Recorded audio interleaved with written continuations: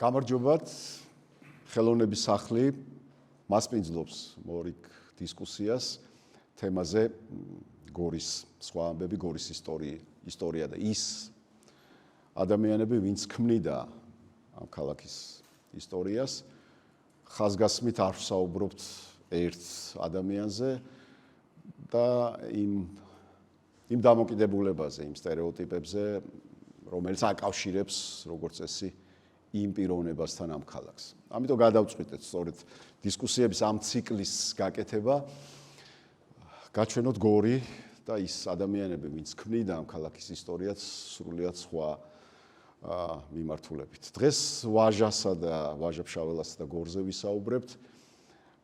სწორედ ამ ქალაქმა შეუწყო ხელი მის როგორც პიროვნების, ასევე დიდი მწერლის ჩამოყალიბება შეიძლება ასეც ითქვას. მოვიწვიეთ სტუმარი, პროფესორი ზაალ ჩხეიძე და ვაჟა შთამომავალი მინდია გოდერძიშვილი.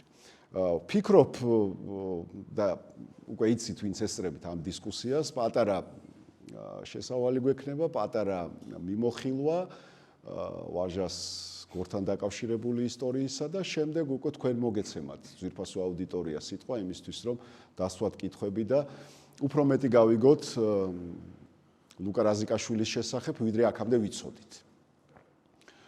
ეხლა ჩვენ ვიმყოფებით, მინდი ძველი გორი რო წარმოვიდგინოთ, მე-19 საუკუნის გორი, ზემო უბანში. გორის ციხის მიმდებარე ტერიტორიაზე, აი ციხის უბანში, სადაც ფაქტობრივად მდებარეობდა საოსტატო, სამასწავლებლო სემინარია და ვაჟას უყვარდა კრივში მონაწილეობა. ხო, როგორც მისი ბიოგრაფები გადმოგცემენ.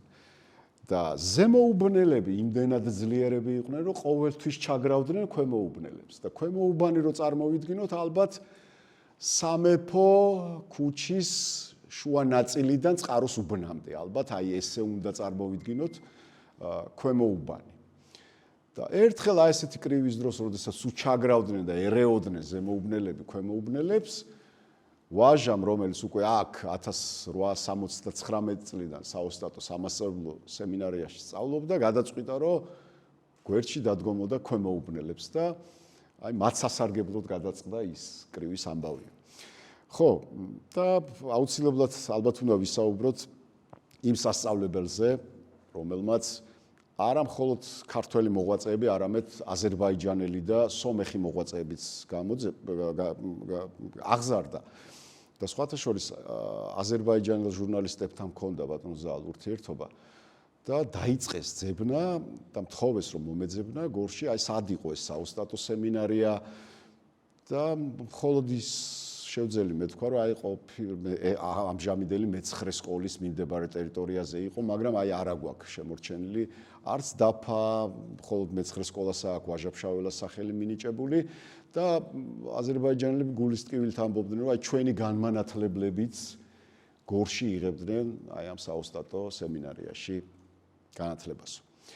დავიწყოთ საუბარი ვაჟა და გორი, აი რა კვალი დატოვა ვაჟა-ფშაველას უკვე შემდგომ მოღვაწეობაზე, მის ლიტერატურულ მემკვიდრეობაზე, მის პიროვნებაზე ამ ქალაქმა და თქვენ შემდეგ უკვე მინდიას აი ოჯახში რა მეხსიერება დარჩა ვაჟას შესახებ ძალიან საინტერესო იქნება. დიახ, გისმენთ. მოგესალმებით პირველ რიგში. ხო, სხვადასხვანაირად მაშვებიან ხოლმე. აფასებენ ამ მოვლენას, ჩემი აზრით რაღაცნაირი საბჭოთა გამოცდილებიდან გამომდინარე ცოტა უფრო სწორხაზოვნად ესე წარმომიდგენია ყოველ შემთხვევაში და ხშირად ძირითადად ყურადღება გამახვილებულია ხოლმე უშუალოდ იმ საკითხებზე, ვთქვათ, სად სწავლობდა ვაჟა, როგორ სწავლობდა, ვთქვათ, მასწავლებელთან როგორი ურთიერთობა ჰქონდა, სად იჯდა, ხო, ყველას მოგვისმენია ეს რაღაცა გადმოცემები ამასთან დაკავშირებით. მე მაქვს ესეთი ცოტა უცნაური შეიძლება ერთი შეხედულება გორისა და ვაჟა-ფშაველას შემოქმედებაში გორის კვალზე მგონია რომ ეს არის უცნაური ქრისტიანული კვალი, რომელსაც ხშირად ნაკლებად აღნიშნავენ ხოლმე ქართველი მკვლევარები ვაჟა-ფშაველას შემოქმედებაში. ანუ ჩვეულებრივ უფრო ხშირად ყურადღება გამახვილებულია ხოლმე ვაჟას კავშირზე, ვთქვათ, მითოსთან, ვაჟას კავშირზე რაღაცა, ვთქვათ, მთის წარმოდგენებთან, თქმულებებთან, ვთქვათ, ხალხურ პოეზიასთან და ასე შემდეგ, თუმცა მგონია რომ ევროპული განათლება, რომელიც ვაჟამ მიიღო, ერთი მხრივ, რაც ვფიქრობ, რომ ცალსახად ამ ქალაქს და ამ სასწავლებელს უკავშირდება, იმიტომ რომ ვთქვათ, მე-19 საუკუნის მეორე ნახევარში ბევრი ქართველის, ესე ვთქვათ, განათლება უკავშირდება ამ ქალაქს, ეს კი არა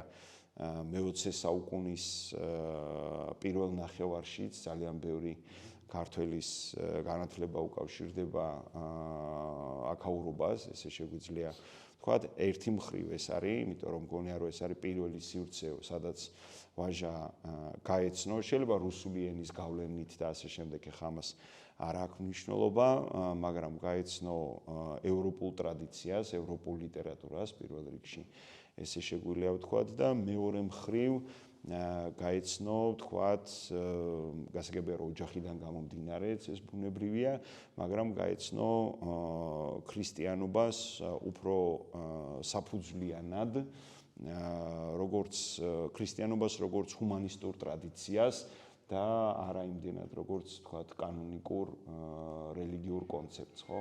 აი დაახლოებით ესე. პრინციპში ჩემი აზრით შეიძლება ითქვას, რომ ვაჟას შემოქმედება შეგვიძლია ვთქვათ, რომ შედგება სამი ნაწილისაგან. ეს პირობითი თქმა არის, რა თქმა უნდა, სამი ნაწილისაგან. ერთი ნაწილი ეს არის უშუალოდ ვთქვათ ის თქმულებები და ხალხური შემოქმედება, რომელიც ვაჟამ დაამუშავა და გამოიყენა ძალიან უცნაურად და მე თუ სურვილი გვექნება შეგვიძლია ამაზე დეტალურად ვილაპარაკოთ.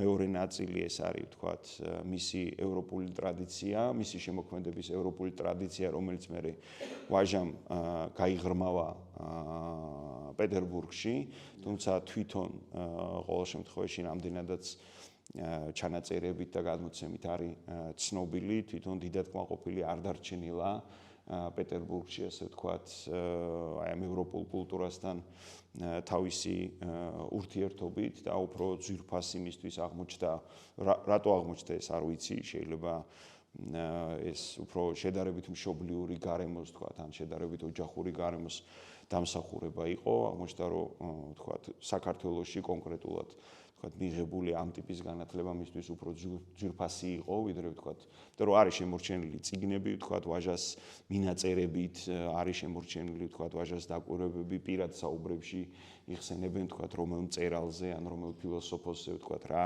შთაბეჭდილება დარჩენია მას, ხო? და მესამე ნაწილი, როგორც გითხარით, ჩემი აზრით, ეს არის ქრისტიანობის მისეული, ასე ვთქვათ, აღქმა, რომელიც შეიძლება არ არის ქართული სივრცისთვის მაშინ ძალიან უცნაურია და ძალიან მოულოდნელია.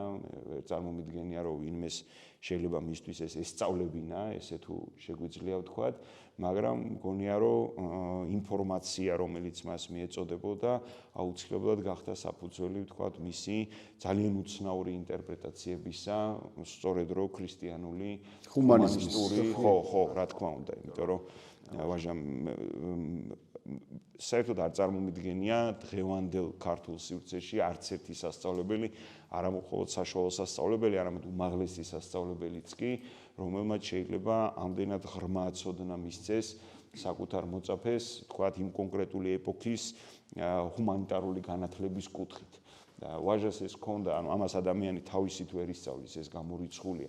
მან შეიძლება რომ რაღაცა ვთქვათ, თვითონ ინტერპრეტაცია გააკეთოს ამ ინფორმაციის, თვითონ განავრცოს ეს ინფორმაცია, მაგრამ საბაზისო წარმოდგენები აუცილებლად უნდა მისცენ იმ ადამიანებმა, ვისაც ვთქვათ, იმ ასაკში ეს ადამიანი ენდობა და ვინც წარმოადგენს ინფორმაციის გამტარის როლს მოსწავლემდე, ასე ვთქვათ, მიტაში. და თვითონ აქაც აი, როდესაც ასრულებს საოსტატო სამასწავლებლო სემინარიას აკეთებს თხზულებას რეფერატს ნიკოლოზ ბარათაშვილის მერანზე.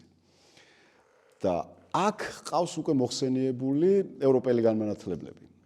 გოეთე, ბაირონი და წარმოიდგინეთ 18-19 წლის, 20 წლის ახალგაზრდა კაცი მე-19 საუკუნის კომუნიკაციები მოგეხსენებათ როგორი იქნებოდა და მის ცნობიერებაში უკვე არის ევროპული განათლება, ხო? სემიონოვზეც მინდა თუ გაქვთ თქვენ ცნობები, მის ბიოგრაფიაში ამ კაცზე არის ლაპარაკი, მაგრამ მიუხედავად იმისა, რომ რუსია, სემიონოვი ამ სასწავლებლის მეორე ხელმძღვანელი უკვე ლიბერალური მიდგომა აქვს, ძალიან ლიბერალური მიდგომა აქვს, ვაჟას გარიცხვის საკითხიც იდგა ერთ-ერთი ჩხუბის გამო საოსტატო სემინარიდან, მაგრამ ამ კაცმა დაიცვა, ყოფაქცევაში რაღაც დაბალი ნიშანი მისცეს, მაგრამ აი სადილი ხიდის თავში გაუმართიათ, აი ამ რეფერატის განხილვა თბილისიდან ჩამოვიდაო ხალხიო ბიოგრაფიაში წერია, რომ ამაზე ესაუბრათ ხიდის თავში ერთ-ერთ ეზოში. აი თქვენ ძალიან სწორად აღნიშნეთ ეს ადამიანიც, რომელიც ახლა მე გულწრფელად გითხრათ მისი ბიოგრაფია ესე დაწვრილებით არ იმას მიქნია, რა ქვია, არ მომიძიებია და არ შემისწავლია, მაგრამ ძალიან უცნაურია, რომ და ძალიან ნიშანდობლივია, რომ როგორც ჩანს, რაღაც ტიპის პოლიტიკური წარმოდგენები ტალღისებურად ვრცელდება მაშინდელ რუსეთის იმპერიაში. და ვთქვათ, ის ტენდენციები, რომელიც შეიძლება ვთქვათ თბილისში დაახლოებით 10 წლით ადრე, დაახლოებით 60-იანების დასაწყისში, 50-იანების ბოლოს აღმოჩნდა პოპულარული, ასე ვთქვათ, ხო, იმაში, რა ქვია, საგანმანათლებლო სივრცეში და რომელსაც სამწუხაროდ უნდა აღვნიშნოთ, რომ გორისაგან განსხვავებით თავისი შედეგი არ მოუტანია, როგორც ჩანს, დაახლოებით 70-იანი წლების შუაში უკვე აღმოჩნდება გორის სასწავლებლის სილაბუსი, ახლა რაღაცნაირი სიტყვაა შეუფერებელი იმ პერიოდისთვის, მაგრამ სილაბუსი. ამას რატომ ამბობ? იმიტომ რომ 50-იანების მეორე ნახევარში ეს ცხადია მოდიოდა ცენტრალური ხელისუფლების, ასე ვთქვათ, რაღაცა ზოგადი დაკვეთიდან აღმოჩნდა, რომ რუსული საგანმანათლებლო სივრცისთვის ახლობელი გახდა ინგლისური და კიდევ უფრო მეტად გერმანული გვიან განმანათლებლური იდეები. ეს არის დაახლოებით მე-18 საუკუნის 80-იანი წლებისა, აი ეს უფრო გერმანულს ვეძახით ჩვენ, მაგრამ უფრო ალბათ ავსტრიულ-გერმანული უფრო სწორი იქნება თუ ვიტყვით ამას და ვაჟას შემოქმედებაზე მე კონკრეტულად აი ზუსტად არ ფრანგული რომანტიზმის გავლენა მაგალითად ვაჟა-ფშაველას საერთოდ არ აქვს. ანუ აბსოლუტურად არ აქვს, აი რამდენიც არ უნდა ვეძებოთ ახლა ჩვენ ვიქტორ ჰიუგოს თქვათ ამ ტიპის დიდ ფრანგ ვთქვათ მწერლებს პირდაპირი გავლენა ვაჟა-ფშაველაზე არ მოუხდენიათ. მაშინ, როდესაც სწორედ ინგლისური და გერმანული რომანტიზმი, აი სწორედ გოეთე და შილერი ერთი მხრივ და ბაირონი მისთვის, ასე ვთქვათ, მეორე მხრივ აღმოჩნდა მისთვის როგორ ვთქვათ ესა მასწავლებლები და ეს მხოლოდ ქართველი, ასე ვთქვათ, პირობითად მისი მასწავლებლების ინიციატივა და ცოდნა ვერაფრით ვერ იქნებოდა, რომ არა, ვთქვათ, აი სასწავლებლის დაწესებულების ხელმძღვანელების ინიციატივა, სრულიად მიზანმიმართული ინიციატივა, ვთქვათ, ადამიანებს გაეგოთ იმ ახალ, მაშინ უკვე თითქმის ნახევარი საუკუნის დაგვიანებით, მაგრამ მაინც, ხო, იდეები, რომელიც შეიძლება ყოფილიყო მნიშვნელოვანი ევროპისათვის. იმიტომ რომ ვაჟა-ფშაველას, აი მე აქ კი არიან ჩემი სტუდენტები ზოგიერთები და მე სულ ვეუბნები ხოლმე ლექციაზე, რომ ვაჟა-ფშაველას წაკითხვა და გაგება სრულიად შეუძლებელია, ვთქვათ, შილერისა და გოეთეს შემოქმედების გარეშე. ანუ ეს ნიშნავს, რომ არაფერი არ წაიკითხო, ანუ გინდა წაკითხე, გინდა არ წაკითხე. იქიდან ვთქვათ, ანუ იმხელა თეორიული ცოდნები აქვს, იმხელა. გავიგე, რომ შეიძლება ეს იყოს, ვთქვათ, ინტუიტიური მიგნებები. მაგრამ ეს ინტუიტიური როგორი ინტუიტურიც არ უნდა იყოს ეს მიგნება მის თარგმნას თქვა კულტურის ენაზე მის პერმანენტულ და მიზანმიმართულ გამოყენებას ჭირდება გარკვეული საბაზისო მიმართებები აუცილებლად ჭირდება ანუ ჩვენ როდესაც ახლა შეიძლება ცოტა გადავხდე მაგრამ ჩვენ როდესაც ვაჟას პერსონაჟებს ვარჩევთ ხოლმე ხო მისი ცნობილი პოემებზეა ამ შემთხვევაში ლაპარაკი ვთქვათ ალუდა ქეთელაურზე სტუმარ მასპინძელზე ვთქვათ ამაზე რა ქვია გველის მჭამელზე და ასე შემდეგ არა როცა ვლაპარაკობთ ამ პერსონაჟებს განვიხილავთ ხოლმე როგორც წესი მხოლოდ ქართულ კონტექსტში ან როგორც honebuli და გენიალური ზორობ კიკნაძე აკეთებდა ამას თქვათ ქართული მითოსის ინტერპრეტაციის კონტექსტში მაგრამ სინამდვილეში შიდა мотиваცია ასე ვთქვათ პერსონაჟებისა ანუ გავლენა რომელსაც ავტორი განიცდის როცა პერსონაჟის мотиваციას ქმნის არის მთლიანად მისი განათლებიდან გამომდინარე აბსოლუტურად აი ჩვენ შეგვიძლია დავშალოთ თითეული პერსონაჟი მისი мотиваციის მიხედვით და ისინი ერთ-ერთში აღმოაჩენენ ზუსტ მსგავსებას აქ არ არის რომ რაღაც აი გავს მაგრამ განსხვავდება არა ზუსტ ერთ-ერთში მსგავსებას აღმოაჩენენ შილერის გოეთესა და ბაირონის პერსონაჟებთან ბაირონს კიდე გასაგებია რომ მას ვაჟას მოსწონდა ის იმიტომ რომ გასაგებია ბაირონის სახელი და გავლენა ვთქვათ არა ბრიტანეთში მაინც და მაინც მაგრამ ევროპულ ნაწილ ისა კონტინენტური ევროპის ასე ვთქვათ განსაკუთრებით აღმოსავლეთის ნაწილში, მაგრამ კიდევ ვიმეორებ აი მოდელები, პერსონაჟული მოდელები, რომლებიც თქვა გერმანული რომანტიზმისთვის გერმანული რომანტიზმის, ადრეული გერმანული რომანტიზმის გამოგონება ვაჟას შემოქმედებაში შეგვხვდებათ პირდაპირ. ანუ პირდაპირ აი პერსონაჟი შეიძლება აიღოთ შილერის თეორია შეიძლება აიღოთ და ზუსტად დაჯდება ერთმანეთს. შეიძლება ამის ბრალიც არის რომ არსებობს ხადია ესეთი ჩანაწერები და მოგონებები ვაჟას დამოკიდებულებისა მერე ნიჩესთან.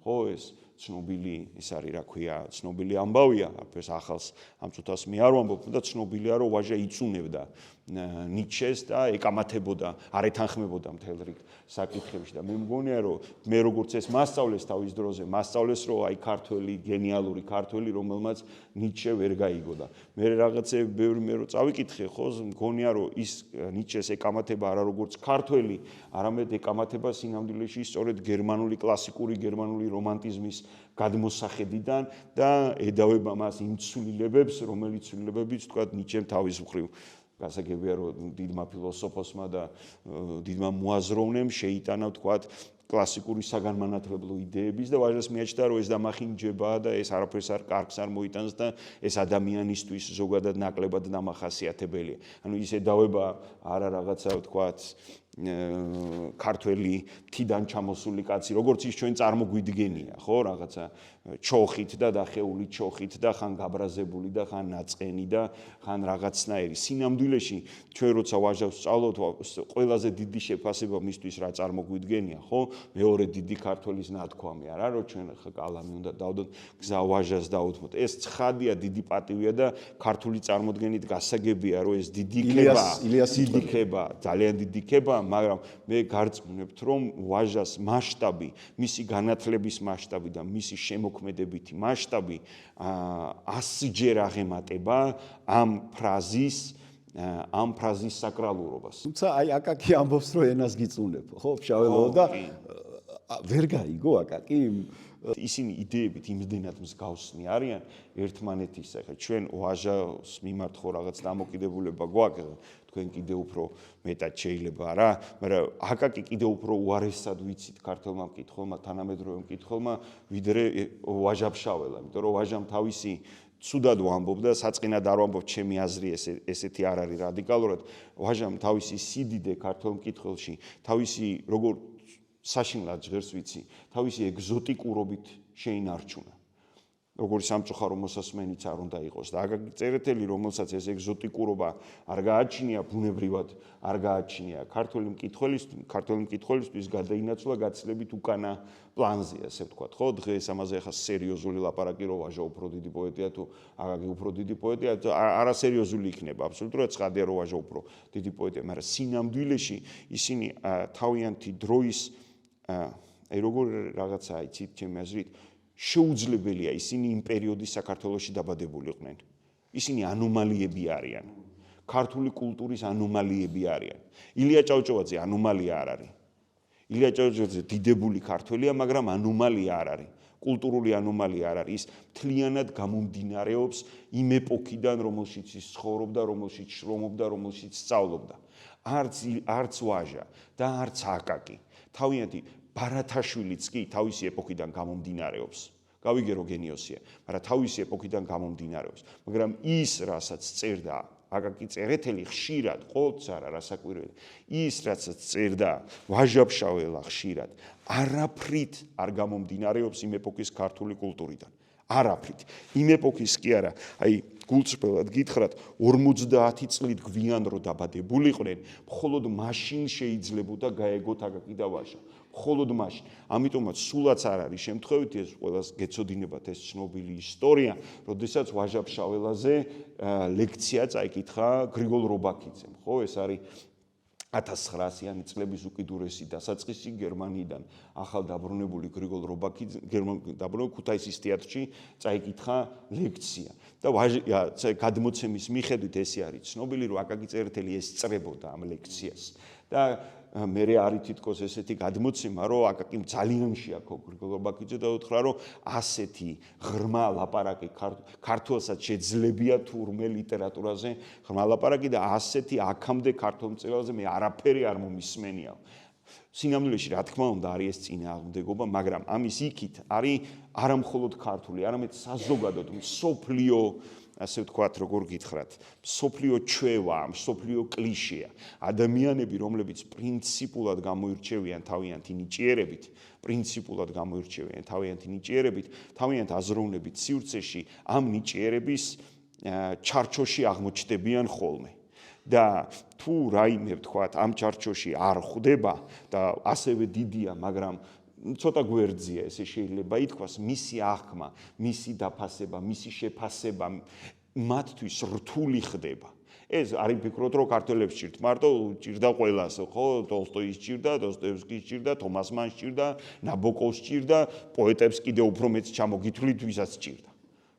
სრულიად ბუნებრივი, ასე ვთქვათ, მოცემულობაა, რომ ვიღაცა ერთი გენიოსი პოეტი გამოვა უცებ და იტყვის მეორე გენიოს პოეტზე, რომ ვიცი რა ის თქვათ, არ არის იმხელა, რამხელაც უნდა იყოს, ან ასე შემდეგ. ამიტომაც არის, რომ თუ დაკვირვები ხართ ბიოგრაფიებსაც თუ დაკვირვები ხართ ამ ტიპის ავტორებისა, მათ გარშემო ძირითადად შედარებით ნაკლებ ნიჭიერი ადამიანები შეიძლება ნიჭიერი, მაგრამ მათზე ნაკლებ ნიჭიერი ადამიანები იყრიან ხოლმე თავს და უფრო თაყვანისმცემლური მიმართება აქვთ, ვიდრე პარტნიორული და ვთქვათ იდეების გასვლაზე ორიენტირება. დიდი მადლობა მის ვაჟას შემოქმედებას, რა თქმა უნდა, დაუბრუნდებით კიდევ ცოტა ხანში, მინდა სიტყვა და აი მინდიამ დღეს მოგვიტანა ოჯახიდან აი ეს მემკვიდრეობით გადმოცემული სასმისი. აი ამ სასმისის ისტორიაზეც გვიამბე და გვიამბე მინდი რა მეხსიერება მოდის ოჯახურად, ტრადიციულად და აი შენამდე რა ამბებია მოსული ვაჟას შესახებ. პირველად უღრმესი მადლობა ყველას აქ მობრძანებისათვის და ამ თემის განხილვისათვის. თვითონ ჭიქას რაც შეეხება იმდენად არის ჩემთვის ძვირფასი, რამდენადაც ეს ერთადერთი ნივთია ოჯახში, რომელიც ამ რაღაც ხიდს აკეთებს ჩემსა და წარსულს შორის. და ასევე მაქვს ის მასრები, რომელიც ლევანს აქვს ერთ-ერთ სურათში ჩარგალშია გადაღებული. ეს ორი რაღაცა შემორჩა, იმიტომ რომ ძალიან ჩვენზე ცუდ ვიტყვი ახლა ოჯახზე ზოგადად ზერელე დამოკიდებულება იყო ყოველთვის ამ თემის მიმართ. ზერელე ან შეიძლება თუ უფრო რბილად ვიტყვი, ჩვეულებრივი მოვლენა, როცა ვაჟაზე ან თედოზე ან რაზიკაშვილების თემის განხილვა იყო, ბებია ჩემი ქეთევან რაზიკაშვილი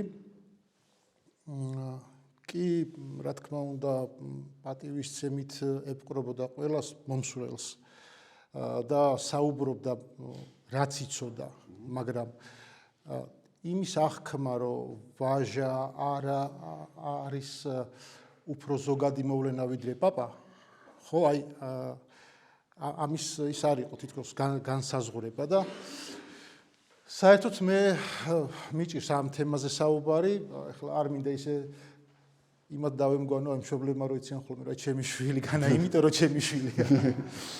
სადღაც ეგრე გამოდის, მაგრამ ყოველთვის ვცდილობ რომ ამ რაღაც ბორკილებიდან გამოვიდე, ხო? არა, აი ძალიან მინდა რომ ეს უკვე ჩემ შვილებთან უკვე გამომდის, იმიტომ რომ არ ვეუბნები რომ ვაჟა წინაპარია ჩვენი. იმიტომ რომ ის არის ბურჯი ერთ-ერთი, როგორც აკაკი, როგორც ბარათაშვილი და ღვთისწყალობით უამრავი. თუმცა ამ ეპოქისათვის ვინც იყვნენ ეს მართლა ვიზეც დგას საქართველოს, ერი ქართველიერი და ვის იმეშვეობითაც გადარჩა და რაღაცა ეტაპი გადაიარა და მოიტანა შემდეგ თაობამდე ეს ღირებულებები, ხო და ვერაფრით ვერ დავიჩემებ, ეხლა არ გამოვა უბრალოდ. სულ მინიმუმ არაეთიკური იქნება ჩემი მხრიდან და აი მე ეგ უფრო მიადვილებს ხოლმე საუბარს, იმიტომ რომ მინდა როგორც ჩვეულებრივმა რიგითმა ქართველმა ვისაუბრო ვაჟაზე ისე როგორც ვისაუბრებ დაუშვათ გალაქტიონზე და აი ეს მიუკერძოებელი სიყვარული და გრძნობა მექნება გამოხატული. მაგრამ ნუ რა ვიცი, ესე გამიმეტა, განგებამ და არა, რაღაც ზედმეტ თავმდაბლობის არა, თავმდაბლობა არა, ან თუ ხარ მხარე რეალურად მე ვიამაყებდი რეალურად შეფასება გიჭირს ამა თუ იმ მოვლენისა, დადებითისაც და უარყოფითისაც, როცა მხარე ხარ. ამიტომ ჯობია რომ გათავისუფლდე ამ ბორკილებისაგან და ისე გააკეთო შეფასება. ხო და ვეცდები ეგრე მოვიქცე ახლა და რაც შეეხება ზოგადად ჩვენ ოჯახს, ლევანის დახვრეტის მერე როგორც ჩანს ჩარგალში აღარ დაედგომებოდა ლევანის ქვრივს თამარ მთვარელიძეს, რომელიც თავის მხრივ იყო გორელი. და ეს ვაჟასგან დაწყებული მჭიდრო ურთიერთობა გორთან მე ძალიან ისე გაგრძელდა სხვა მიმართულებებითაც, იმიტომ რომ ნიკოც, თედოც, თვითონ ვაჟა, მე ლევანი, მიხა რაზიკაშვილი, დიშვილი ამათი ოღონდ რაზიკაშვილზე ეწერა, იმიტომ რაღაც კონკრეტული მდგომარეობის გამო გაიზარდა ამათ ბიძებთან, ოღონდ მიწერმოწერაში ყოველთვის ძმაო, ესე მოიხსენიებენ ერთმანეთს და ამ დამკვიდრდნენ გორში ფაქტიურად რა, თავისი მთელი ცხოვრება უკვე დაუკავშირეს გორს და ვაჟაც ძალიან ხშირად იქიდან გამომდინარე რომ თედო ხელთუბანში ცხოვრობდა და ძალიან აქტიური კაცი იყო, ყველასაგან გამორჩეული იყო პრინციპში, ყველაზე პრაგმატული, ყველაზე როგორ თქვა, რეალიზებული, ასე ვთქვათ. საზოგადოებრივ ასპარეზზე. ხო და ესე ინტენსიური ურთიერთობა გორთან ბოლოს იმით დამთავრდა, რომ ჩვენ გორელები გვქვია ახლა, ვინც აკავართ.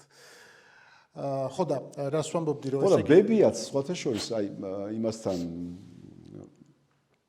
მიდის, ხო, 82-ში ამთავრებს საოსტატო სემინარიას, მიდის და ისევ ბრუნდება 3 თუ 4 წლის მერე ორთაშენში. ხო, და ასწავლის იქ ამილახრის შვილს, ხო, იმას რა. ამილახრის შვილს კერძო მასწავლებელი, ხო, კერძო მასწავლებელია და კეკეც იქ უყვარდება. ხო, წარმოგიდგენთ ამ თაში, ხო, სხვათა შორის განათხოვარი ხალი მოყავს რა, ცოლად. სწორი შენიშვნაა, იმიტომ რომ ალუდა ქეთელაური თვითონ თავისი არსით ვინც არის, აი მიამბოხე რაღაცა ჩამოყალიბებული სტერეოტიპების მიმართ, იმიტომ რომ ის რა როცა თulis რომ სწორია რაღაცა, ხო, თემს უპირისპირდება, როგორც ჯოყოლა დაუშვათ, ეს მუდმივად გაზრდებს ვაჟას შემოქმედებას, ეს ამბოხი რაღაც ჩამოყალიბებული ვიღაც უმრავლესობის მიერ დაწესებული კანონების საწინააღმდეგოდ, როცა შენი მორალი გეუბნება, რომ არა, ესე არ არის, მე ესე არ მიმაჩნია.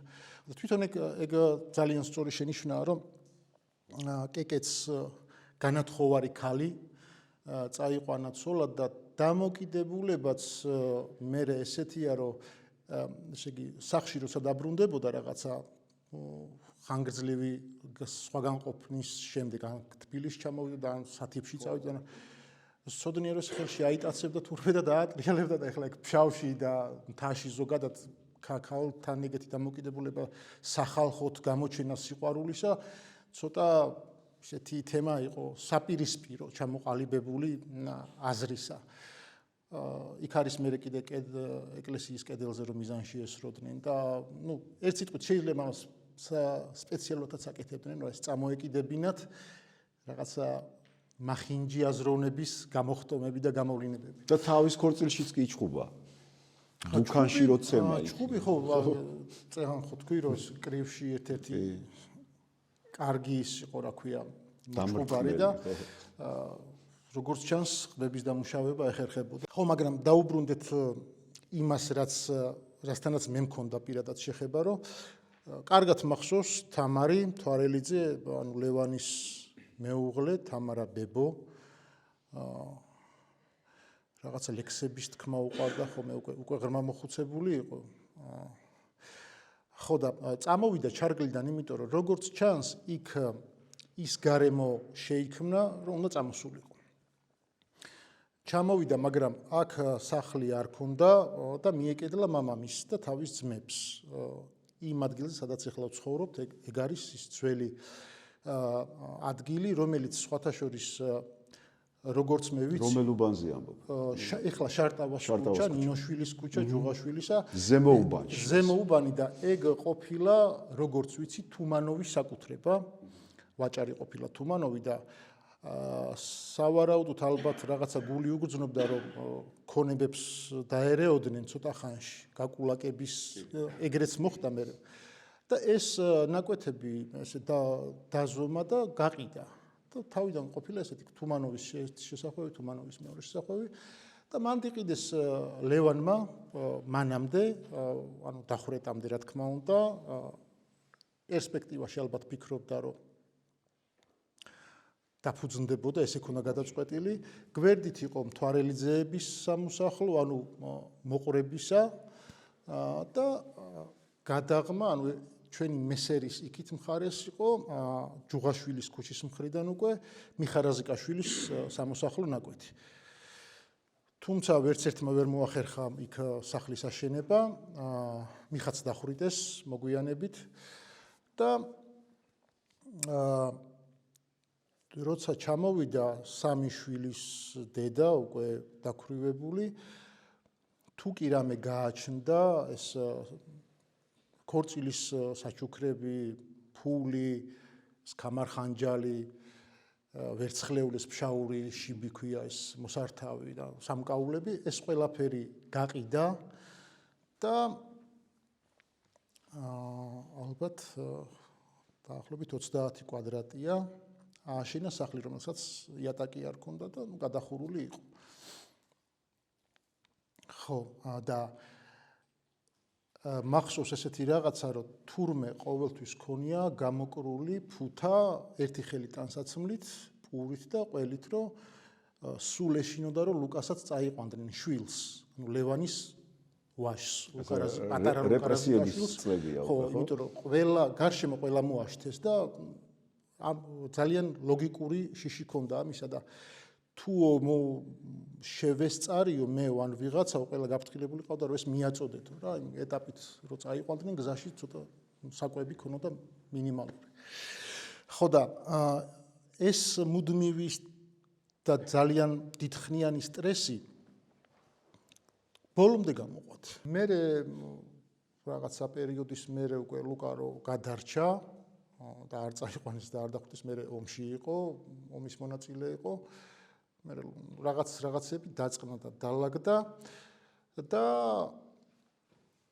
მე მოხდა ესეთი რაღაცა, რომ კვლევა როცა დაიწყო უკვე ვაჟას ცხოვრებისა, აი ძალიან ბუნდოვნად მახსოვს, პატარა ვიყავი, იმიტომ რომ მოდიოდნენ ხოლმე ვიღაცეები დაждდებოდნენ აუცილებლად იქ სუფრა უნდა გაშლილიყო კომუნისტები, ვაჟას კომუნისტებზე ლაპარაკობ, ხო? ხო, კვლევარი ვარო რო იტყო და რა თქმა უნდა იქ თავიდან ბოლომდე პატივისცემა მიდოდა და მე მიქონდათ რაღაცეები. ნივთები? ნივთები მიქონდათ ოჯახიდან, თუ კი რამე იყო შემორჩენილი რაღაც ხურჯინი და უშუალოდ ნამგალი რაღაც როგორც მახსოვს ჭიქა თუ ჭიქებიც იყო, ნაწერები, ხელნაწერები მიქონდათ დროებით ბრჭყალებში. და ბევრი რამე ესე განიავდა. და აი ესეც როგორ შემორჩა, ეგეც მიგვირს უკვე. ხო და დავიწყე იმით, რომ ფაქტიურად ეს მაინც ზერელი დამოკიდებულება იყო. შეიძლება ვერაცნობიერებდნენ, რასთან ჰქონდათ საქმე. და ეს ძალიან იოლად ხდებოდა ამ ყველაფრის გატანება და საბოლოო ჯამში დაკარგვა. ხო და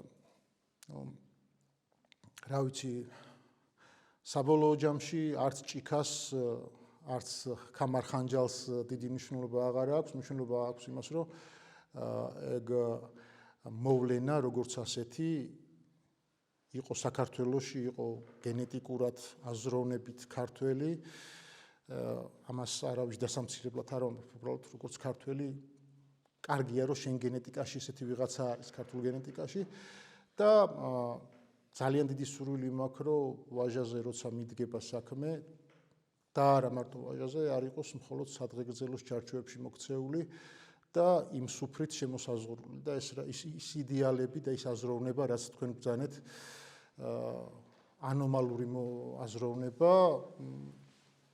განივრცოს და რაღაცნაირად შეეხიდოს ჩვენს თუნდაც დღევანდელ მდგომარეობას. ხო, არა, მაგით გავაგზავნებ ზალთან საუბარს, პრინციპში რამდენად გვესმის დღეს ვაჟა-ფშაველა, ხო? ჰუმანიზმზე საუბრობთ პატრიოტიზმზე და კოსმოპოლიტიზმზე, ხო? მისი ერთ-ერთი ყველაზე დიდი პუბლიცისტიკა, ჩემი აზრით. ხო. და ვაჟა, რომელიც თავის შემოქმედებაში სულ დაჩაგრულის მხარეს არის, სულ რაღაცა დამარცხებულსაც კი ღირსებით უყურებს, ხო? რომ მისთვის ღირსებაა ყველაზე მნიშვნელოვანი და ჩვენ დღეს რას ვხედავთ, ხო? შეიძლება ჯგუფმა ადამიანი, რა ვიცი, არაფრის გამო შეძდგეს ფეხით და ეს გადაუაროს, ხო? აი როგორ გვესმის. და ერთი პასაჟიც კომუნისტების პერიოდიდან, ხო? აი კანდიდ ჩარკვიანის მოგონებებშია, რომ სტალინს უნდოდაო ძალიანო, მისი თხზულებები გამომიგზავნეო და რო წაიკითხა თუ გადმოურეკა, რომ ისო რა ქვია, ესო რა არისო, ძალიან ხალხურ ლექსებს შეადარაო და ძალიან ვიწროაო და ქისტებისა და ფშავ-ხევსურების ომამდე და ამ შეტაკებამდე დაიყვანა ეს ყველაფერიო და მე კანდიდი წერს რაღაც კრიტიკულ მასალას და მე თავის მოგონებებში ამბობს, რომ აი იმის გამო იმარო ესეთი ზარი გამიკეთა, ხო, აი მაგის გამო გავხდი იძულებული, რომ ესეთი შემექმნაო რა. კი, რაც 40-იანი წლების მეორე მსოფლიო ომის ბოლოს, აი 45-დან დაახლოებით 50, ხო, დაახლოებით 50 წლამდე. კი, 50. რას ამბობთ, არაფერი ისე პირიქით. ვაჟა-ფშაველა იდევნებოდა, ალბათ არ არის სწორი ნათქვამი, მაგრამ ყოველ შემთხვევაში პრინციპულად დადებით ის თქმა არაფრით არ შეიძლებოდა. დაჭერთ ალბათ არავის არ დაიჭერდნენ, მაგრამ ყოველ შემთხვევაში მისი კარიერული სოციალური ხო და აი რო დავაკავშიროთ მეთქი რა, აი ზუსტად ეგ პასაჟი იმიტომ გავიხსენე, რომ ოჯახში ცხო გძნობდნენ ამას მისი შთამომავლები და აი ბევრს არ ლაპარაკობდნენო რა, სწორედ ეგ თქვა მინდიამ. ხო, რა თქმა უნდა, ის იყო საფრთხე. ხო, რა თქმა უნდა, ეხა იქ ბუნებრივია, რომ ბავშვი უნდა გადარჩეს, კაცო, მამა არის თუ ბაბუა არის, რაც არ უნდა დიდი იყოს, დედის ინსტინქტი ყოველთვის არის მიმართული იმაზე, რომ ის რაც დარჩა ოჯახიდან, ის იმანი ჩოცხლოს და შეინარჩუნოს და გააგრძელოს. სხვათა შორის ბარემ მივაყოლეთ. კი, თავის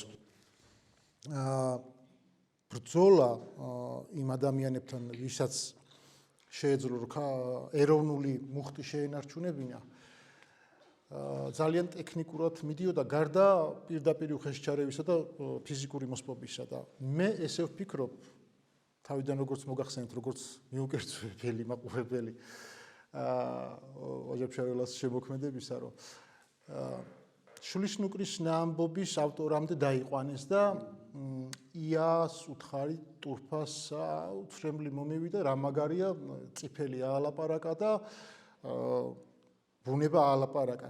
რეალურად მე მგონია, რომ გაცილებით მნიშვნელოვანი საქმეები აქვს ნაკეთები, თუნდაც შირაქში ქართველების ჩასახლება და ძალიან უხეში მეთოდებით, სხვათა შორის ის ყბების დამუშავება მაგ მიმართულებითაც ხშირად აქვს გამოყენებული, ხანჯლის წვერიც გამოიყენა რამდენჯერმე, რომ ეს მაშინდელი პოლიტიკური მდგომარეობა, რომელიც ქართველობის გაწყალებას გულისხმობდა, აი ამას ებრძოდა როგორც შეეძლო და თავისთავად მოვლენას ვერ დამალავდნენ ვერანაირად. ამიტომ ძალიან კარგად და ტექნიკურად ჩამოაქვეითეს შვილიშვილ-კრიშნა ამბობის ავტორამდე და ის საქმეები, რაც ძალისმიერი მეთოდებით ჰქონდა განხორციელებული, ისინი საერთოდ დაიკარგა. ხო, სხვაც. ხო, არ დაკარგულა, მაგრამ არ იყო აქ სემინარიაში სწავლების პერიოდში ხალხოსნებს უახლოვდებაო, მაგრამ ხდება რომ არ არის ეს მისი საქმე რა და კიდევ კარგი არ წავიდა პოლიტიკაში და არ გახდა ეს პოლიტიკოსი და კალამი არ დააგდო ხელიდან და ამხელა ლიტერატურული მემკვიდრეობა დატოვა ხო ხო ყიფიანმა დიდი გავლენა მოახდინა მას და უფლის ციხეში საიდუმლო შეხვედრებსაც ესწრებოდა ხათრით ხშირ შემთხვევაში და ხო და რომ გავაგზავნოთ აი მის შემოქმედებას საუბარი და შემთხვევით არ ვახსენე ხო ეს ძალიან მნიშვნელოვანი წერილი ხო კოსმოპოლიტიზმსა და პატრიოტიზმზე ხო აი აქაც კი რამდენად ჩანს მისი განვითარება მისი გასვლა ხო აი ამ ჩაკეტილი იმპერიიდან თუნდაც იმპერიიდან და როგორ კრავს და როგორ აკავშირებს ერთმანეთს კოსმოპოლიტიზმსა და პატრიოტიზმს როგორ აკავშირებს ერთმანეთს და აი დღევანდელი გაგება აი დღევანდელ სიტუაციაში რომ დავბრუნდეთ სამწუხაროდ იზოლაციონისტური პოლიტიკა შემოდის ჩვენს ქვეყანაში და ხო ეგ ვიკითხე წეღანაც რომ რამდენად გვესმის დღეს ვაჟა რამდენად ვიგებთ მის ნააზრებს და ნათქვამს არ ვიცი არ ფაქტი არის რომ არ ვიგებთ ჩვენ რო ვაჟას ვიგებდეთ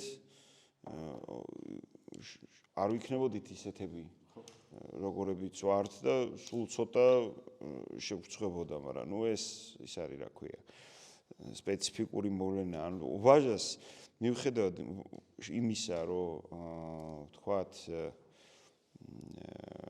გეოგრაფიული ელემენტების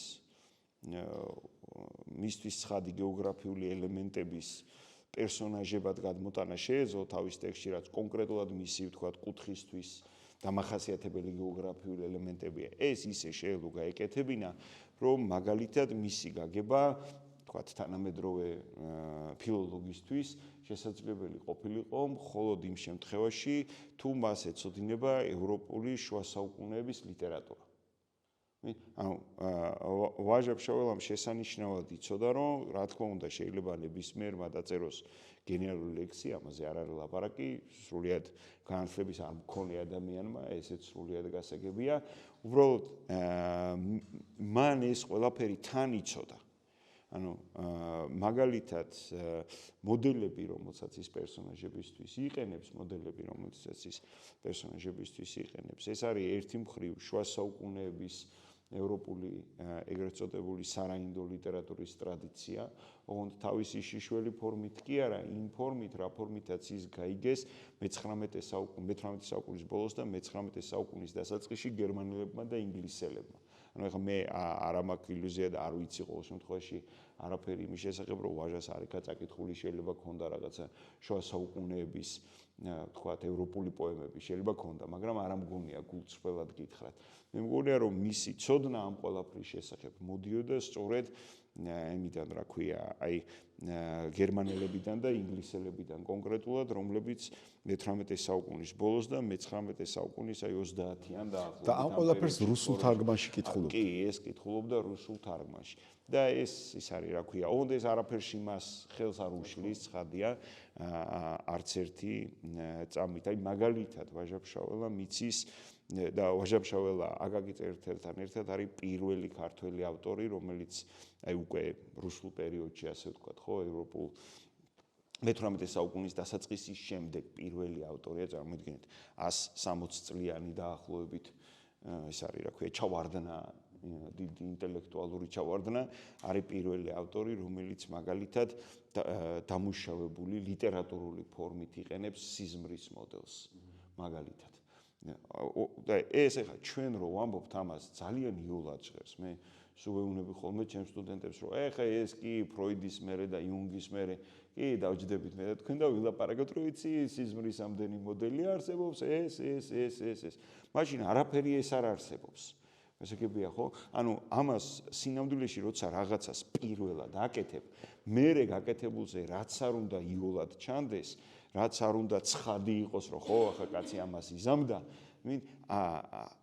სინამდვილეში წარმოადგენს უზარმაზარ ნახტომს საზოგადოებისთვის, უზარმაზარ ნახტომს აზროვნებისთვის. მე ხა არა ლირიკული გადახვევა რომ გავაკეთოთ პატარა ჩემს უყვები ხოლმე რომ არის 19 საუკუნის დასაწყისის სურათი, რომელსაც იერუსალიმი ქვია, არც მაინც და მაინც ცნობილი სურათი სინამდვილეში, მაგრამ ძალიან მნიშვნელოვანი ხელოვნების ისტორიისთვის. რატო? არაფერი არ ხატია იქ უცნაური. აბსოლუტურად არაფერი. ერთადერთი რამე არის უცნაური იმ ნახატში. ჯვარცმული გოლგოთის სცენა არის გამოსახული, ოღონდ გამოსახულია იმგვარად, რომ ხედვის პერსპექტივა არის შეცვლილი. სხვა არაფერი აბსოლუტურად. ანუ კადრი დანახულია არა მლოცველის პოზიციიდან, არა ვთქვათ ქრისტეს ჯვარცმაში მონაწილის ან დამკვირვებლის პოზიციიდან, არამედ ჯვარცმულის პოზიციიდან. ზევიდან. ხო, ზემოდან. ხო, ეხლა დღეს ჯვრიდან ჩანს? ჯვრიდან ჩანს. იტყვი რომ ხო რა, მაგრამ გააკეთე რა. 1800 წელი ხალხი აკეთებდა სხვანაირად. კი, იმან რომ გააკეთა, მე ხვდები რომ ხო, ბიჭო, რა ვიცი, რა უნდა მაგის მოფიქრებას, კადრი უბრალოდ უნდა შეატრიალო. ჟან-ლეონ ჟერომის ცნობილი ნახატი. შეუდა შეატრიალო კადრი, მორჩა, მეტი არაფერი არ არის. მიდი აბა შეატრიალე. ზუსტად ისევია ვაჟაც. კი, აი სიზმრის მაგალითად გამოყენება ქართულ ლიტერატურაში, რავი, გამოეყენებინა ცხებს კაცო, დაუშალათ ვინმე? მაგრამ ვაჟამ ეს იცოდა. იცოდა ძალიან უცნაურად. მაგალითად ვაჟამ იცოდა ჰომეროსი. ზუსტად იცოდა ჰომეროსი და თავისი პერსონაჟების გამაღიზიანებელ ელემენტად ვაჟა იყენებს იგივე გამაღიზიანებლებს, რასაც იყენებს ჰომეროსი. ამას ვერ მიხვდები. ეს უნდა იცოდე და სხვანაირად უნდა იცოდე. სინამდვილეში აქილევსის გამაღიზიანებელი ელემენტი და ალუდა კეთელაურის გამაღიზიანებელი ელემენტი ერთი და იგივეა. სინამდვილეში. ანუ როცა ჰომეროსი წერს, რომ მიმღერე მუზავ ხო, მრისხანების ხო, ამბავი. ზუსტად იგივე ალუდა კეთელაური უბრალოდ შემოტრიალდება და მინდიასთან საუბარში იტყვის, რომ კაც მოვკლავ კიდევ არ მოსჭრი, მარჯვენას მაგათ ჯაბრითა. მორჩა. და იქნება ერთი და იგივე. მაგალითად ვაჟამ მიუხედავად იმისა, რომ მაშინ არაფერი ქართულ მითოსზე არც აღწერილია, არც სამეცნიერო კვლევები არსებობს, არც ზურაბ კიკნაძე გენიალური არ დაბადებულა, რომ ეს ყველაფერი თეორიად გადაექცია. ვაჟამ მაგალითად იცის, რომ პერსონაჟი, რომელიც მითოსიდან მოდის, მისი ქმედების აღძრავი მექანიზმი ადამიანური მახასიათებლით ვერ განისაზღვრება. ზუსტად იცის. რატო იცის? მე არ ვიცი. მაგრამ მან იცის, იმიტომ რომ გარდა იმისა, რომ რაღაცა თქვა დაკვირვებები აქვს თავისი პირადი, ეს ისწავლა, როცა წაიკითხა რომანტიზმის კავშირი და ინტერპრეტაციები მითოსთან დაკავშირებით. როცა წაიკითხა გოეთეს ფაუსტი, გაიგო ეს. იმაზე სტატიებიც აქვს წაკითხული, იმაზე დასკვნებიც. და იცის ზუსტად, რომ ხო, მისმა პერსონაჟმა უნდა ნახოს წინასწარმეტყველური სიზმარის წინააღმდეგ შემთხვევაში თავისი კლასიკური ადამიანური მოდელიდან ვერ ამოვარდება, ვერ განიღმრთობა. მაგალითად ეს. ხო, თქვენ აი მითოსზე საუბრობთ, აი ქრისტიანობა, ქრისტიანობის, აი ამაზეც იქნება. აუცილებლად. რა ის არის? მაგალითად უცნაურ რამეს ვიტყვი.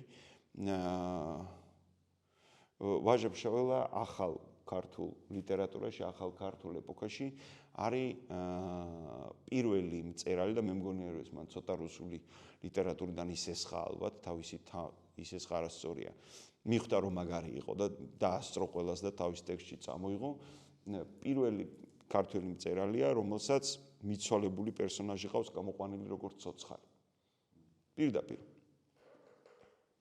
და ამას აბსოლუტურად არ მალავს და ყველანაირად ცდილობს, რომ მიახვედროს მკითხველი. ყველანაირად. მაგალითად ბახტრიანში. აი ზუსტად ეს. მაგალითად ვაჟა, მაშინ რა ქვია, არასდროს არ ლაპარაკობენ, ალუდა არასდროს რა იშვიათად ლაპარაკობენ ალუდა კეთელაურის კავშირზე ქრისტიანობასთან. ოღონდ ქრისტიანობასთან, როგორც მისი შეტრიალებული პარადიგმით. და ეს სხვანაირად ვერ აიხსნება, არ გამოვა. ტექსტის დასაწყისშივე, ალუდას პირველივე მონოლოგშივე არის მინიშნება იმაზე, რომ ალუდა არ არის ჩვეულებრივი ადამიანი და რომ ის ღვთისშვილია. გასაგებია, რომ ეს სიტყვა ღვთისშვილი მითის დონეზე სხვა რამეს ნიშნავს. მაგრამ ჩვენ შესანიშნავად ვიცით, რას ნიშნავს ეს ქრისტიანულ დონეზე.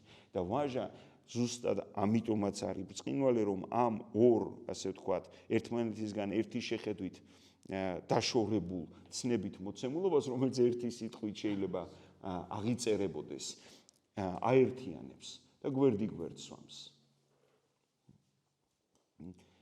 ის რომ ვთქვათ, აი ზეგან რასაც ვამბობდით, არა რომ ეს დიდი რომანტიზმის, გერმანული რომანტიზმის დიდი გამოგონება, რომ ის ვინც შეიძლება იწოდებოდეს ადამიანად, უნდა აკმაყოფილებდეს 4 კრიტერიუმს. ეს ძალიან ისეთი ჩვეულებრივი მოცემულობაა, ხო? მას უნდა კონდეს მშვენიერების აღქმა, მშვენიერების აღქმა იმ თვალსაზრისით, რომ გულგრილი ვერ რჩებოდა, ანუ მშვენიერების ნახვისას მის ცხოვრებაში ხდებოდეს რადიკალურად, მშვენიერების ნახვა მის ცხოვრებაში იწოდეს რადიკალურად გარდამტეხ ცვლილებას, აუცილებლად, მას უნდა კონდეს სივრცის მიმართ განსაკუთრებული დამოკიდებულება, მას უნდა შეეძლოს საკუთარ თავს აპატიოს საკუთარი წარსული, ანუ სხვანაირად თუ ვიტყვით, უარყოს საკუთარი წარსული და არასდროს დაკარგოს იმედი. თუ ჩვენ სერიოზულად ვილაპარაკებთ, ხო, ალუდა ქეთელაურზე მაგალითად, არა, მისი შეხვედრა მუცალთან იქნება მშვენიერების ნახვით გამოწვეული შოკი, დაახლოებით ესე ჩვენ ენაზე ელდა, რომელიც მან ნახა, მისი ესე იგი რა ქვია მაგას გარე სამყაროსთან დამოკიდებულებას ავტორი ხშირად აღწერს და ბოლოში აღწერს და სრულიად ცხადია, რომ სწრაფვითი მიმართებები რამდენად ძლიერი აქვს. მისი უარი, ასე ვთქვათ, საკუთარ წარსულზე და გადაფასება საკუთარი წარსულისა ჩანს როგორც თანასოფლელებთან ჩვენ რო ვლაპარაკობთ ხოლმე, რომ ვთქვათ ადამიანის და თემის დაპირისპირება. ეს მარტო ადამიანის და თემის დაპირისპირება კი არ არის, ეს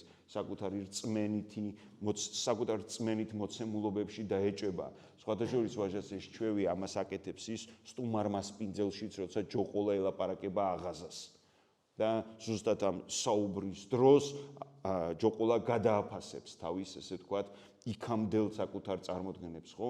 იტირე, კარგი გიქნია, მე რა გამგევარ, მაგისა მორჩა ჩვენ ხვდებით, რომ იმან გადააფასა საკუთარი მოცემულობა, რა. ზუსტად იგივე სცენა არის, როდესაც ვთქვათ, და იმას რა ქვია, ყურაც როცა დაკლავს მისი რა ქვია, ალუდა სამსხორპლო ყურაც როცა და იმიტომ რომ მაგის უფლება მას არ აქვს პერსონაჟს, არავითარ შემთხვევაში სინამდვილეში ეს სულ ეშლებათ ხოლმე ქართულ ჩვეულებრივ კითხულს. ვაჟა იმისა ალუდა იმიტომ არ გამოუგდიათ სოფლიდან, რომ ხელი არ მოაჭრა ვიღაცას. ვაჟა სოფლიდან იმიტომ გამოაგდეს იქ რაც გააკეთა სამსხორპლოზე, თორემ ის ხელის მოჭრის ამბავი, ის კაი გავიგეთ პირადი ამბავი. ფუნდამენტური დაპირისპირება. აბსოლუტურად ეს წარმოუდგენელი რელიგიური ნაბიჯია, არნახული რელიგიური ნაბიჯია და იმედი ძალიან მნიშვნელოვანი მოცემულობა, ხო, ბოლოს, როდესაც მეტაფორულად გასაგებია, რომ სიკვდილის სცენა, უბრალოდ გარდაცვალების, ქვეყნიდან წასვლის სცენა არის აღწერილი, ხო, როცა ალუდა მიმართავს რა, თებს და სულ ყველას და ასე ის ერთი წამით არ კარგავს იმედს. ის ამბობს, რომ ჩვენ უნდა წავიდეთ, მორჩა და დამთავრდა. აქ სად არის? მე დავიხოცებით, არ ლაპარაკობს, რომ დავიხოცებით, გადავრჩებით, არ ლაპარაკობს, რომ გადავრჩებით. იმიტომ რომ აბსოლუტური რწმენა სამყაროს მიმართ ალუდასთვის სრულიად შეურყეველი. სრულიად შეურყეველი. ხომ კიდე გეუბნებით, ეს ამ კაცმა იცის. ამ კაცმა ეს ისწავლა. და ზუსტად ეგ არის მისი კოსმოპოლიტიზმი არის ეგ, რომ ალუდა ქეთელაური თუ გინდა დაწერო, ალუდა ქეთელაური თუ გინდა დაწერო. კი, შენი რაღაცები როგორ არ უნდა იცოდე. ბახტრიონი თუ გინდა დაწერო, ზუსტად უნდა იცოდე, რომ ზუსტად უნდა იცოდე სანათას მითი, მაგალითად. ზუსტად უნდა იცოდე იქ რატო ისჯება კონკრეტული სოფელი, სანათა ვინ იყო, სამლოცველო სად არის. ზუსტად უნდა იცოდე, რომ ხო კვირიას სამლოცველოდან ერთადერთი ბილიკი ადის სანათას გაუქმებულ იმამდე რა ქვია სამლოცველომდე, რომ 7 კილომეტრიანი თუ 5 კილომეტრიანი ბილიკი და ხო შენ პერსონაჟი ეს ბილიკი უნდა გაატარო. კი ეს შენი ამბებია, ქართული ამბებია, მაგრამ როგორ უნდა აქციო ეს კულტურად, როგორ უნდა აქციო ეს ლიტერატურის დიდი ლიტერატურის ნაწილად, ეთნოგრაფიად როგორ არ უნდა დატოვო. აი ამისთვის ვაჟას სჭირდება ზუსტად კოსმოპოლიტიზმი, ვაჟას სჭირდება შილერი, ვაჟას სჭირდება ბაირონი, ვაჟას სჭირდება ნიკოლოზ ბარათაშვილი. მე რაღაცას გეტყვით, რომელიც მე თვითონ მითხრეს და არ ვიცოდი. არ ვიცოდი. თქვენ ვიცით ვინ არის ქართულად ამერიკული პოეზიის პირველი მთარგმნელი?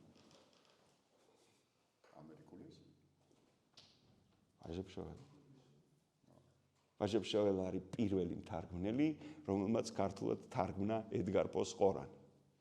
პირველი ქართული თარგმანი, მე არა ვარ ამის სპეციალისტი, მე მითხრეს ეს სულ რამდენიმე წელი. ზოგადად მაგ ყორნის გავლენა დიდია. ძალიან, კი, მაგრამ ხო გეუბნებით, გასაგებია რომ ინგლისურიდან არ უთარგმნია, გასაგებია რომ რუსულიდან გააკეთა ესა, მაგრამ წარმოიდგინეთ მისი აზროვნების მასშტაბი მე-20 საუკუნის დასაწყისის საქართველოში. ვაჟა-ფშაველას მასშტაბი. კაცის, რომელიც, რა ვიცი რა, სხვანაირად ცხოვრობდა და სხვა ადამიანური პრობლემები ჰქონდა. მისმით? ანუ მე რო რაღაცაზე ვლაპარაკობ, ეს არის რომ ინტერნეტი მაქვს, ChatGPT მაქვს, რაღაცებს დავგუგლავ, რაღაცები იქნება. და ეს არის კაცი, რომელსაც იმდენად აინტერესებდა გარემო, ამაზე არ ვლაპარაკობენ. და მეც ხო გეუბნებით, მიუხედავად იმისა, რომ 40 წელი დავბერდია ყველაფერი თუ რამე არის, მეც გავიგე შემთხვევით. ამ საქმის ქართული თარგმნობით ისტორიის პროფესორმა მითხრა, რომ შენ რომ გაგიხარდება რაღაცას გეტყვიო და მითხრა ეს. მოიგენიათ, ვაჟა-ფშაველა თარგმნიდა, ვაჟა-ფშაველას აინტერესებდა ედგარ პო. შეუძლებელი ინფორმაციაა ხალხო. ვაჟა-ფშაველა ის კი არა რაღაცა ხმელი წიფელი ბრწყინვალეა, გადასარევია და კი ბატონო ქართული ნეორომანტიზმი, რაჯობია ქართული მოდერნიზმის დასაწყის ალექსანდრე ყაზბეგს და ვაჟა-ფშაველას კი ბატონო გადასარევია, შესანიშნავია. მაგრამ უყურეთ რა ინტერესია. აი ეგ გარესამყაროს მიმართ ინტერესი. ჩვენ ხშირად არ ვლაპარაკობთ ამაზე. ჩვენთვის კი დღეს გულუბრყვილობა და სასაცილოა, როცა ილია ჭავჭავაძე ივანე მაჩაბელს წერილს წერს. რომ ის ივანე მაჩაბელს კი არ წერს, თბილისის წერილს წერება, რომ მე და ივანე მოდა ველაპარაკებთ და მე ახლა ანგლიური სწავლა უნდა დავიწყო შექსპირიას ათარგმნელი ბეპელერი უნდა თარგმნოთ. დღეს გულუბრყვილობაა ეს.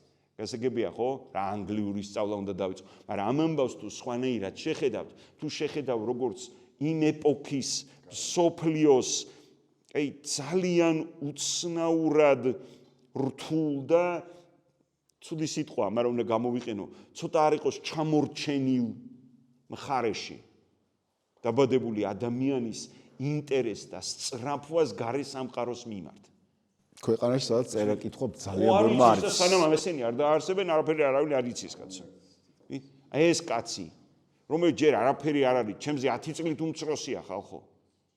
მართლა 30 არის ლამის მეტის კი არ არის, აი მაგ ასაკობრივ იქიდან იწერება მე ხლა ანგლიური, რატო? იმიტომ კი არა რომ ინგლისური, არა, შექსპირი უნდა ვთარგმნო. წარმოიდგინეთ კაცი, რომელსაც შეა, რომელმაც ყანა უნდა მოთიბოს, რომელსაც თავისი ყველა დიდი პოემა უკვე დაწერილი აქვს და ისი აქვს დაწერილი, რომ ვერ გაიგო ხალხმა რა დაწერა. აკაკი წერეთელმაც კი ვერ გაიგო რა დაწერა. ეგ კაცი ზის და აინტერესებს შეშლილი ამერიკელი. ედგარ პო აინტერესებს და ისე აინტერესებს, რო წაიკითხა, თვითონ რო წაიკითხა კი არ ეყო.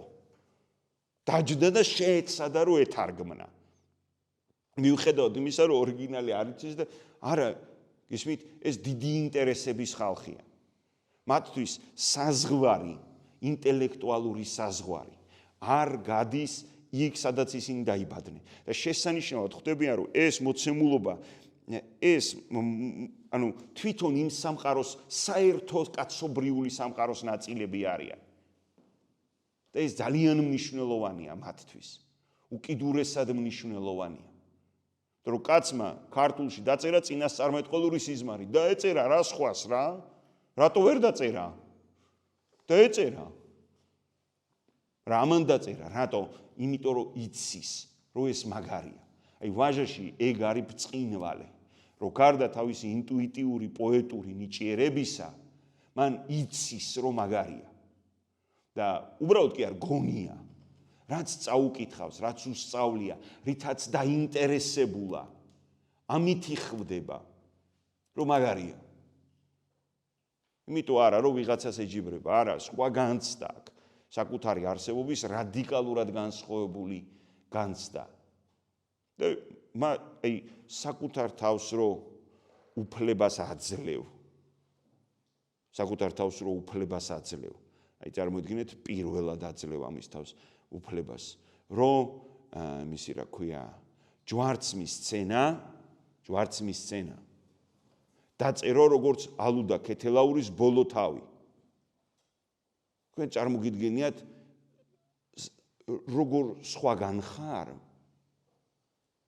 რამდენად სხვა რაღაცა გაქვს ნაფიქრი? დაწერო როგორც ამაღლების სცენა, განკაცებული ღმერთისა, რომელმაც გაიხსენა რომ ღმერთი იყო. სინამდვილეში ის ხო გამომშვიდობების თავია. ის ბოლო თავი არის გამომშვიდობების თავი. რომ განკაცებულ ღმერთს ღვთისშვილს გაახსენდა რომ ღვთისშვილია. მაგრამ ენანება თავისი კაცობრივი მე. ენანება ის სამყარო, რომელსაც როგორც ადამიანი შეეთვისა და შეეხორცა. მოგიგინიათ მე-19 საუკუნის საქართველოში რამხელა აზროვნებითი ნახტომი უნდა გაეკეთ, როგორ უნდა ცოდნოდა და როგორ უნდა ყლარებოდა ქრისტიანობა ვაჟას, რომ საკუთარი თავისთვის ამის უფლება მიეცა. რომ განკაცებული ღმერთის, სად არის მაშინ კაზანძაკისი, კაცო კაზანძაკისი ამას დაწევს 40 წლის მერე. განკაცებული ღვთისშვილისთვის საკუთარ ადამიანურ ბუნებასთან გამოსამშვიდობებელი მონოლოგი ეთქმევინებინა. ჩვენ ხალხო კიდევ ვიძახი. გასაგები. ხო, არა, ამოუწურავი თემაა და რა ვიცი კიდე საუკუნე დაჭირდება ალბათ რომ აი მთლიანად შევისწავლოთ და ეგ არის სამწუხარო კი ეხლა სამწუხარო რომ დღესაც არ გესმის. შეიძლება ეხლა ჩვენ შედარებას ვაკეთებთ გარე სამყაროსთან მაშინდელი საქართველოს მდგომარეობისა. მაგრამ ერთი მომენტი არის ჩემი აზრით ანგარიშგასაწევი. ის არეალი შეხებისა, რაც მე შავთან კონკრეტულად მაქვს ბავშვობიდან მაძლევს ესეთი დასკვნის გაკეთების საშუალებას, რომ მისტიკური მომენტები გაცილებით მეტია მთაში და გაცილებით ბუნებრივი. აი მაგალითად ეგეთი რაღაცა მახსოვს, რომ თიანეთის რაიონი, სოფელი მაგრანეთი, სადაც გათხოვილი იყო მეთქი წელან თქვი ვაჟას უფროსი ქალიშვილი და შვილი არ ყავდა და თავის ძმისშვილებს, რადგან ლევანი დაიხვიტა და ამათ აღარაფერი აღარ გააჩნდათ, ისეთი რაღაც ამათ დაუტოვა საბოლოო ჯამში ეს სახლი და დიდი ხანი ლუკაც იყო იქ, ბებია ჩემი ქეთევანიც იქ წლების განმავლობაში იზრდებოდა, სკოლაში დადიოდნენ. ხო და იქ მოხუცი ხალხისაგან გამიგონია, რომ დაუშვათ ერთი ხატიდან თამარის სახელობის ხატი კონკრეტულად რაღაცა დღესასწაულების დროს შებინდებულზე ამოდისო ცეცხლოვანი ბურთიო და ჩადისო ხატს ვეძახდით ხოლმე, ანუ ეს წარმართულ ტალღაზე აწყობილი ქრისტიანობა არის მთაში ძირითადად და აი იმ ხატში ჩადისო ეს მე გადადის იქით, ანუ ეს განამატყუებდნენ კაცებს, მართლა ესე იყო და მე ბევრისაგან გამიგონია და სხვათა შორის კიდე ამას წინათ ზელიმხან უძილაური ერთი ფშაველი ძალიან განათლებული კაცია და იმას ეწერა რომ პაპა ჩემიო იყო ძალიან შეძლებული კაციო. ცხვარძროხა და ეს საკულაკე ტიპი იყო რა სიტყვით კომუნისტების გიმით რო თქვათ პარამეტრებით და ერთ მშვენიერ დღეს დასევდიანდა ეს კაცი საერთოდ აღარ გაინძრა თავის დაქირავებულ მუშებზე ადრე დგებოდა და გვიანწვებოდა და მე ღამე კიდე კითხულობდა და მე დაუძახავ ნათესაობას და უთხრა რომ ეს ყველაფერი წაიღეთო მომაცილეთო რა აი ესე იდგაო და უყურებდაო როგორ ხოცავდნენ ერთმანეთს ფარდაგებისთვის, ხურჯინისთვის, იქ ცხვარისთვის ის და ძალიან შეწუხდნენ რა დაგემართავო და ხმა აღარა მოუღიო და ეგრე სევდიანი გაეცალა ამ წუთის სოფელწარი. რაღაცა გოდერძი ჩოხელის ის არის მეთქი მე კი ადამიანს სევდა. სულ ეგ მოტივია. გოდერძი ძალიან კარგად წარმოაჩინა ცხონებულმა, მთაში არსებული დამოკიდებულება ზოგადად მიღმიერი სამყაროს მიმართ, თუნდაც ქვეცნობიერის მიმართ და ეხლა ხევსურებს რო აქვთ სიკვდილთან ურთიერთობა და დამოკიდებულება, ეგრე არ ამგონია რომელიმე ქართულ ტომს კონდეს, ანუ დაბადებისთანავე იზრდება კარგი, ლამაზი და შედეგიანი სიკვდილისათვის კაცი. იზრდებოდა უпростоრად. რომ სახელიანი და რაც შეიძლება უფრო ისეთი კარგი საქმის დამტოვებელი მომკვდარი. ნუ ვაჟასენიც კაიყმა. ხო, აი ცხოვრების გასაგრძელებლად ემზადებოდა. თითქოს ყველას ჰქონდა შთაგონებული და გაცნობიერებული, რომ აქ იყო ძალიან მოკლე ხნით დროებით და აი არ უნდა გაეფუჭებინა იმ მარადიულისთვის არაფერი და ვფიქრობ, რომ ამან განაპირობა ეს მიხვედრები რაღაცეებს მიხვდა ვაჟა და მიხვდა რომ მიხვდა. უბრალოდ ამის გადმოცემა მე იქნებოდა რთული გასაგებ ენაზე დანარჩენებისათვის. როგორც დავუშვათ, მე თუ მივხვდები ახლა რაღაცას კვანტურ ფიზიკაში, ვერაფრით ვერ აუხსნი 3 წლის ბავშვს, ან თუნდაც ჩემს მოზრდილ შვილს ხო და უნდა დავიტანჯო, ხო, როგორ გავაგებინო და უნდა ჩამოვიდე, რომ ერთ კაკალს მიუმატოთ 2 კაკალი აი ამ დონეზე. და ხო, თუნდაც მე ის იმათთან დაკავშირება და იმ ინფორმაციაზე წვდომა, რაც უკვე საქართველოს გარეთ იყო, შესაბამისი საფუძველი მანამდე ჩაეყარა მისტიკურ გარემოში. პავლეც ძალიან პროგრესულად მოაზროვნე კაც, ფაქტიურად იმის ბრალია ყველაფერი.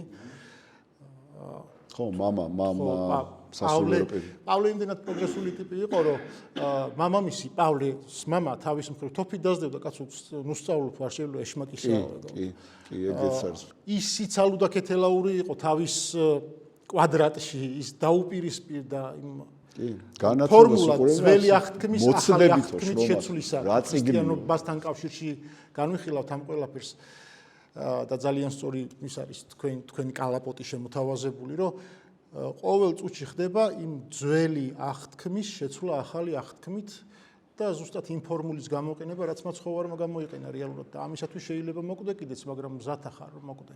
უკვე აუდიტორიას მივცეთ საშუალება, რომ თქვენი კითხვები წამოვიდეს ბატონ ზალთან და მინდიასთან.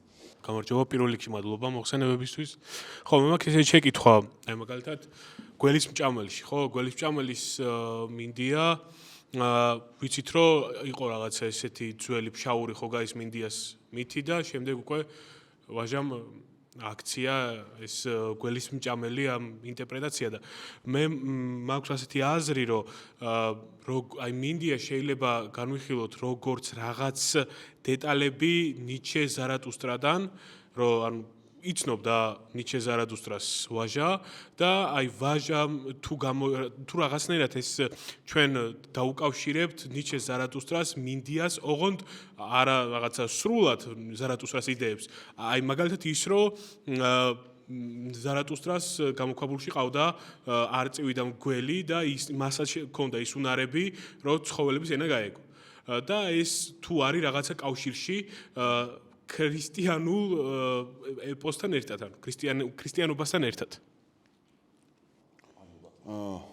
გველის მჭამელის ხო დაკავშირება იმასთან, რა ქვია, ნიჩესთან დაკავშირებით გეთანხმებით, რომ ვაჟა აშკარად შეიძლება არა პირდაპირ და არა დათანხმებით, მაგრამ ასე ვთქვათ, გვიანი რომანტიზმის პერიოდის გერმანულ ფილოსოფიას და სოფხედელობას იცნობს და იყენებს.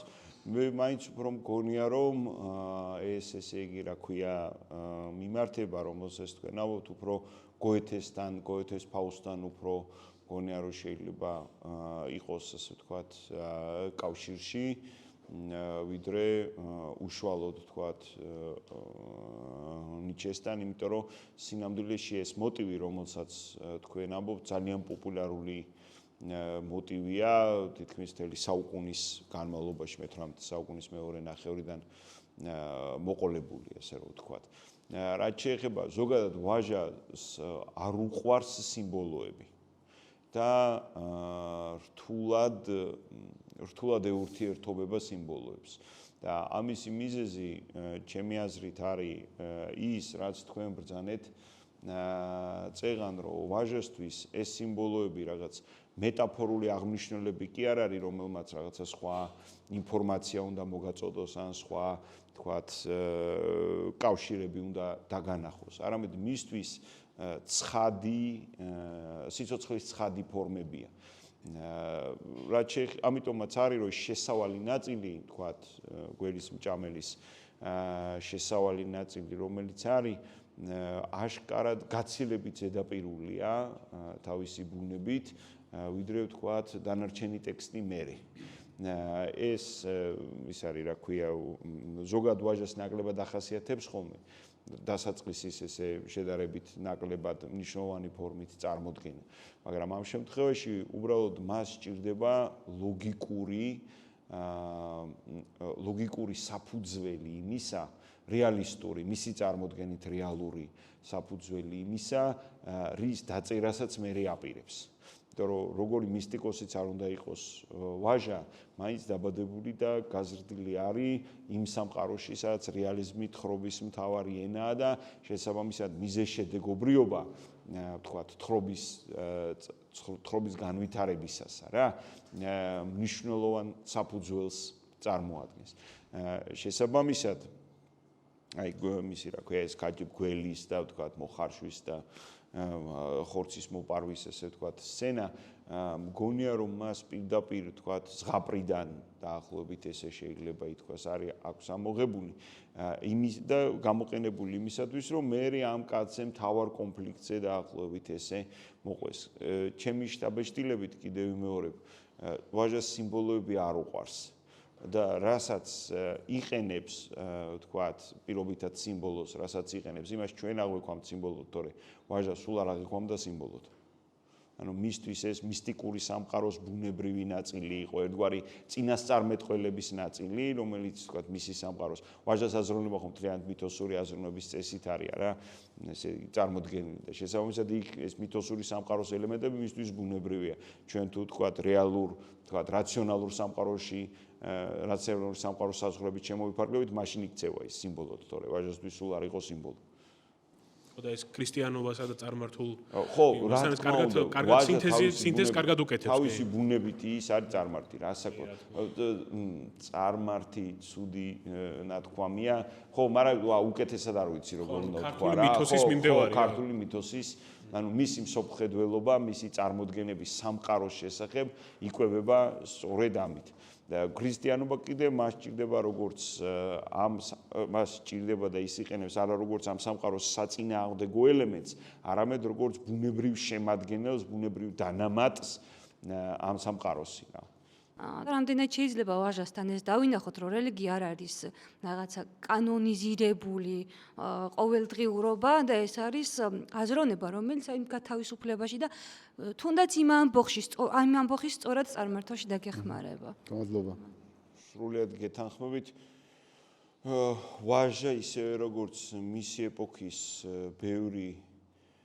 ძალიან ბევრი ალბათ უდიდესი უმრავლესობა მოაზროვნეებისა და მწერლებისა რელიგიას ამ კონკრეტულ შემთხვევაში ქრისტიანობას უყურებს და აღიქვამს როგორც ადამიანის შეგრძნებისა და ყოველდღიური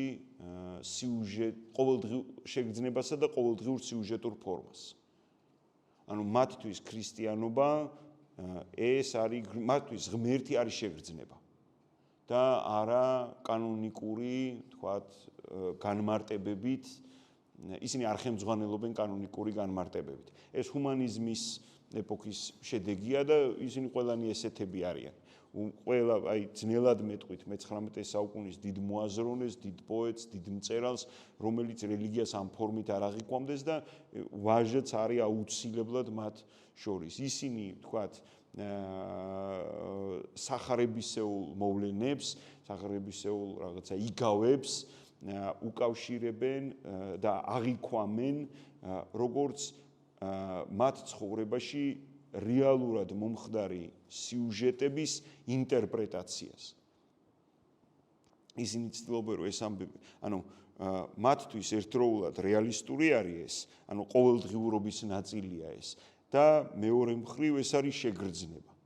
ალოდა ქეთელაური გრძნობს იმ კონკრეტულ მისტიკურ რწმენას თუ მისტიკურ მიმართებას დავარქმევთ, ალოდა ქეთელაური გრძნობს ამ მისტიკურ მიმართებას, არ იცის გრძნობს მისი რა ქვია, კვირია გრძნობს ამ მისტიკურ მიმართებას, არ იცის, უბრალოდ გრძნობს მისი რა ქვია, გველისმჭამელის მთავარი პერსონაჟი ზუსტად ესევე, არ იცის, მაგრამ გრძნობს. ჯოყოლად ზუსტად ასევე, არ იცის, მაგრამ გრძნობს. ეს არის მთავარი ფორმა სამყაროს, ისინი ღმერთ შეიძლება ესე ღმერთს არ ეძახდნენ.